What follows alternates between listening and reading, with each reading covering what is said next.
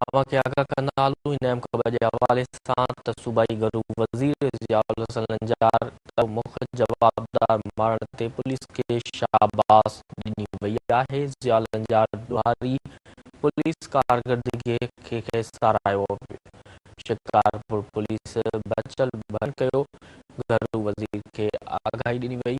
घरू वज़ीर ज़ियाउल हसन लंजार जो चवणो त सिंध खे अहम ख़बर खां आगाह कंदा हलूं त सूबाई घरू वज़ीर ज़ियाउल हसन लंजार तरफ़ां मुख जवाबदार मारण ते पुलिस खे शाबाश ॾिनी वई आहे।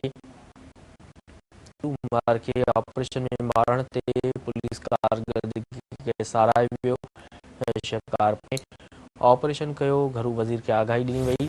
घरू वज़ीर ज़ियाउल हसन त सिंध पुलिस जी काविशुनि खे साराहियूं था।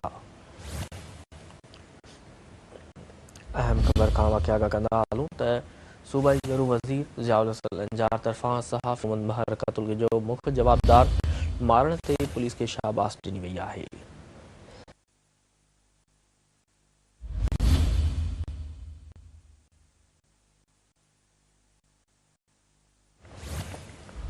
ज़ियाउल लंजार ॾुआरी शेरू ऑपरेशन में मारण ते पुलिस कारकर्दगी खे साराहियो वियो। शिकारपुर पुलिस बचल भयो थाणे जी हद में ऑपरेशन कयो। घरू वज़ीर खे आगाही ॾिनी वई। घरू वज़ीर ज़ियाउल हसन लंजार जो चवणो त सिंध काविशुनि खे साराहियूं था।